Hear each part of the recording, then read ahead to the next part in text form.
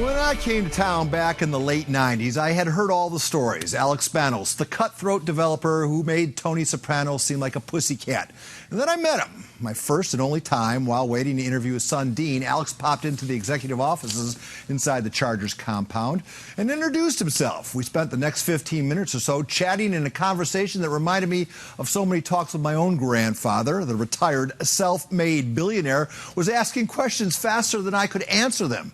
And then the conversation ended with him inscribing a book he had authored with firm instructions to read and learn from it. The face-to-face conversation not resembling anything like the preconceived image I had walking into the compound.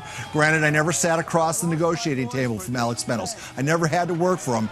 And I'll be the first to point out there are more than some regrettable chapters of his life story. But over the years, we've all witnessed firsthand the generosity of the Spanos family. They've shown it all the time to the San Diego high school sports scene, especially for the city schools. And while the family name understandably sparks some deep-seated feelings here in San Diego, I, for one, am sad for the Spanos family. Losing mom and dad in the same year is hard, no matter how old or how successful. So, with that said, Coach John Kentera is in studio. Coach, do you echo those thoughts, or are you, is that too gushy for your taste? No, it's not too gushy for my taste. I'm disappointed that we don't have a professional football team here any longer. There are a variety of reasons why we don't, but you know, Alex Spanos did a lot of good things, Paul, not just owning the Chargers and, you know, running that professional football team since 1984. He did a lot of things in this town. You talked about high school sports, but he donated a lot of money to a lot of different causes.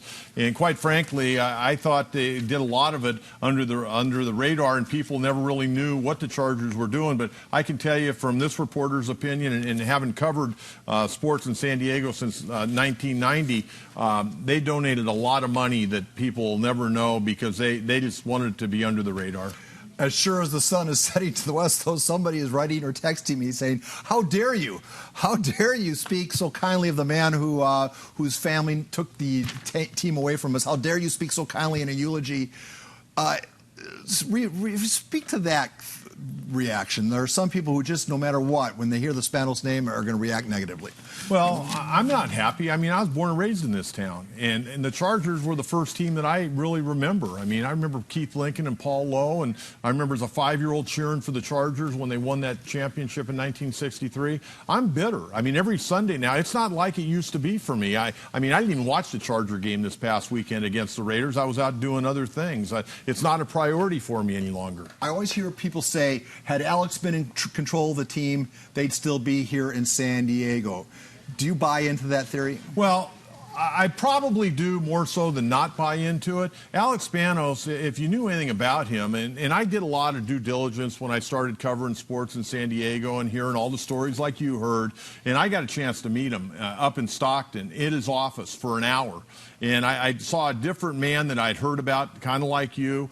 He's tough. There's no doubt about it. You don't make the kind of money that he made without being tough. Yeah. And he was very, very tough. I have a tendency to believe that he would have been on the other side of that bargaining table. He would have done his due diligence. He would have found a way to get it done one way or the other. I know this. He wouldn't have hired a guy like Mark Fabiani to be the mouthpiece of the Chargers. Would have needed him. The big story when we sat down and we talked about this interview 12 hours ago was Drew Brees. Not for so much for having the passing record, but for the moment afterwards with his kids. Take a listen. I want you to get your reaction to this. How about that, huh? Yeah. How about that? Hey, I love you guys so much. Hey, you're going to accomplish anything in life you're willing to work for, right? I love you boys. I love you. A badly needed Norman Rockwell moment for the NFL, is it not? Oh, it was great. Drew Brees is such a good guy. I mean, I don't know Drew real well, but when he was here in the Chargers, I remember one time in particular, he and myself and Brittany, we were out there during the holidays. We were doing a canned food drive out of Camp Pendleton. And that was probably the closest I ever got to Drew. We weren't carrying the Chargers on the station I was at that point in time, but it was really cool. Brittany's a beautiful lady, a great mom, and it was great last night on national TV to see that. And you know what? This guy has battled from playing at Austin Westlake High School to going to Purdue. Everybody always said, you can't do this, you can't do that. They didn't think you could get it done here in San Diego. He ends up in New Orleans. You know, the other team that wanted to sign him at that point in time was the Miami Dolphins. The Miami Dolphins, their doctor said there's no way this guy's going to be able to play very long. Well, I hope those doctors were watching the game last night. You could almost start the clock. What day, how many days did you have in the pool for how long till the Padres fire their hitting coach? If you had 9 days, you're the big winner. Stairs is out.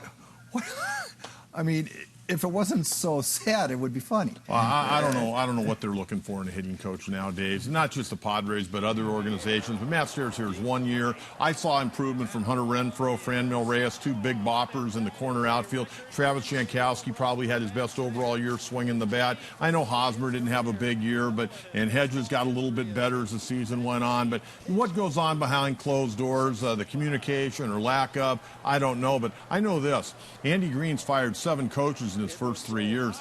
That's not a number that's real good.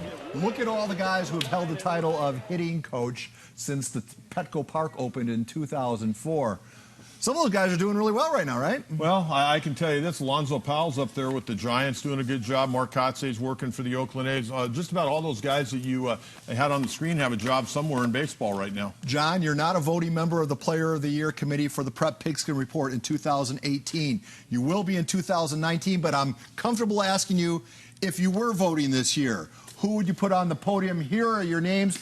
You've got about 20 seconds. Why are those 6 kids on your podium? Well, Kyron Beacham from Oceanside is a really dynamic player. He's a quarterback, going to be a receiver when he goes to college. He's a one-man show. Donnie Chapman plays on both sides of the ball, wide receiver, defensive back. He'll also return kicks. Keenan Kristen, who a couple of weeks ago committed to USC, a great player, no question about it.